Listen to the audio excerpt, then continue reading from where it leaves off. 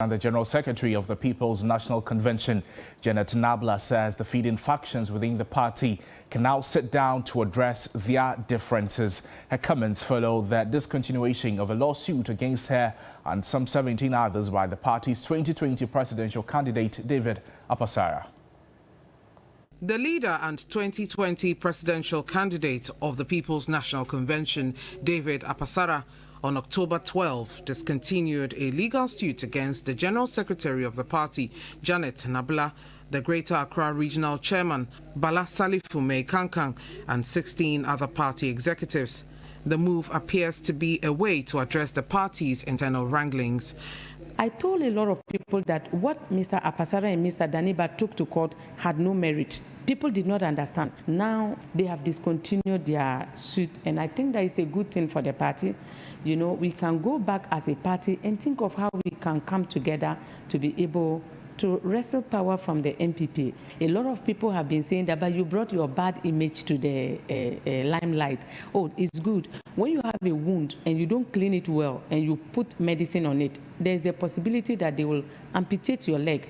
But when you start cleaning it, the cleaning process is what we were doing, letting people to know that this is not right.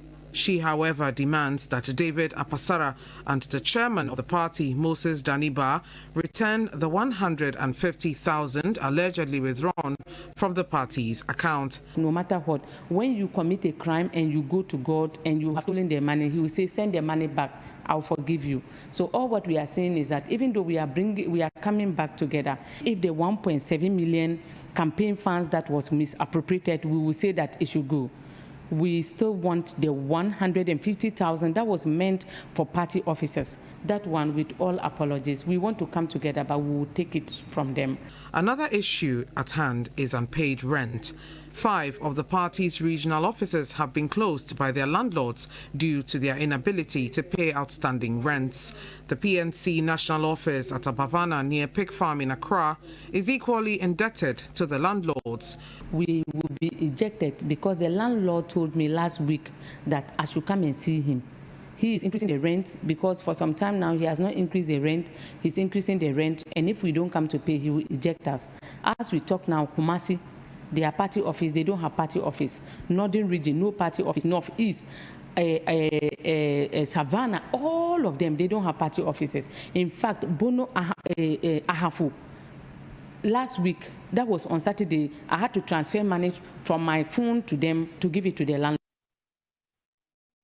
Well, let's stay a while longer on the internal wranglings within the PNC and the bickering that is ongoing and speak with Jonathan Asante-Ochiri. He is with the College of Education Studies at the University of Cape Coast and a political analyst. He joins us on Zoom. Jonathan, good to have you with us. Let's start off with this. From your point of view, what have been the effects of the bickering that the PNC has gone through this well?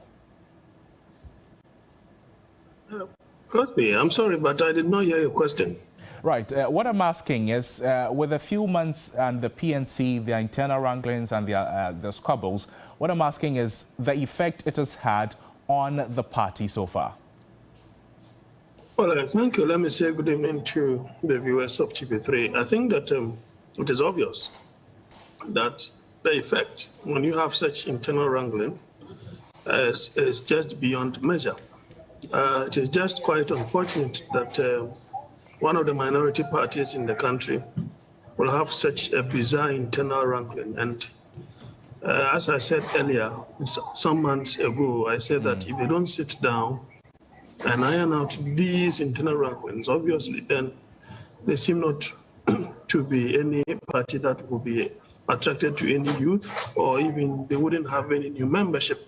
And so if you have such wrangling, and rancor, baraha, and as it were, misunderstanding between, the folks of the same party within the fraternity of the party, obviously, you're not going to have things easy, and then obviously you're not going to attract any kind of investment. You're not going to attract any of the youth to join, and so on and so forth. So you could imagine that the effect is quite enormous. Now, these things that have happened in the party have already bruised the small ego and the appeal of the PNC. How important is the ceasefire arrangement currently ongoing in the party? Certainly.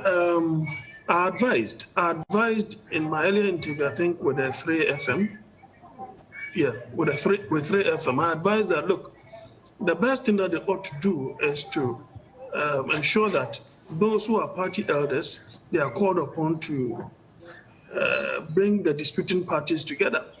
Other than that, the party will crack, because here is a party that has been in the doldrum for years, for decades. And so if you're able to iron out such a rancor within a relatively short period, I think that it will inure to the benefit of the party. And so I'm really happy for them that they've been able to take such a firm decision that they are ready to meet and then iron out their differences. Another issue that, the challenges of the PNC highlighted are the problems that political parties face in the country, particularly the smaller political parties. We're talking about their support systems and political party financing. Now, how do we have a dispassionate conversation on how to help political parties, smaller ones like this, which contribute immensely to the multi-party democracy we practice in the country?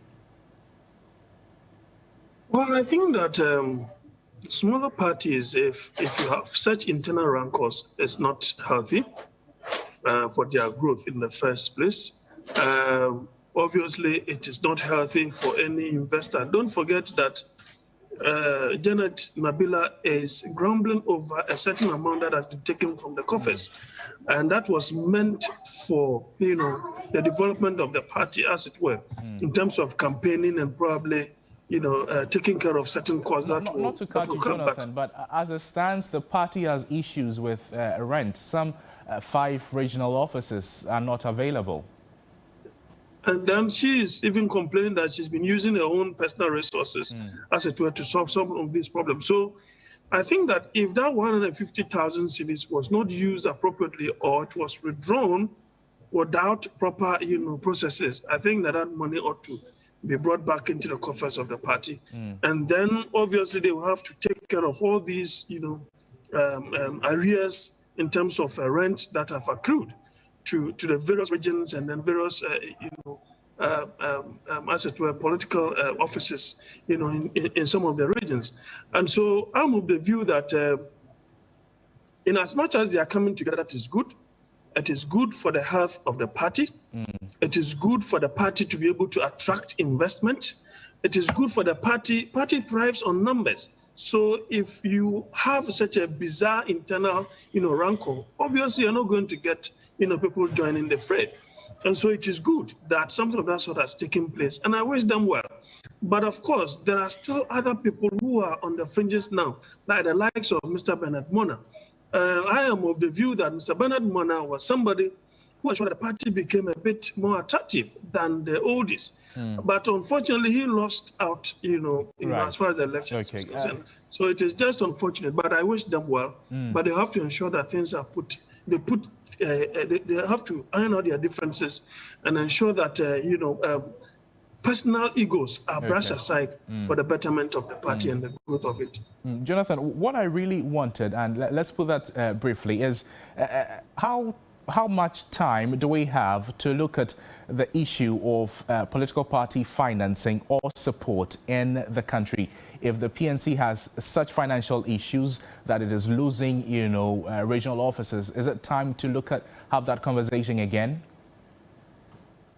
Well, I'm of the view that the state can minimally support the political parties for the sake of democracy, no two ways about that.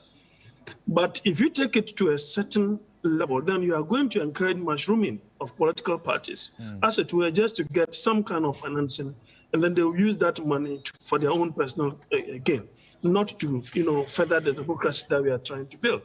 Believe you me, even the main opposition party, that is the NDC, will equally be struggling in terms of finances. But when you find yourself in government, that is where you have, you have before you at your disposal, enough resources. But you see, we have too many mushrooming political parties that find themselves at IPAC, and they just do next to nothing. And so when you open such a Pandora box and say that we need some a means by which the state will finance these political parties, I think that will be a means by which people will be making the state coffers. And that is not the way to go. Right. Probably we need to find out or fine-tune the political party system. If you're not able to meet a certain threshold, you don't become a political party. Your name and your whatever emblem should not be found, in terms of elections. Right. But of course, one way or the other, we need to also protect the minority interest. But of course, minority interest must be protected, whichever way that is supposed to cost us. But we need to ensure that right things are done. Other than that, they will just be on the political party, books for nothing. Jonathan, always good speaking with you. We've been engaging with Jonathan Orchri. He is a political analyst there. You're watching News at 10. My name is Noble Crosby.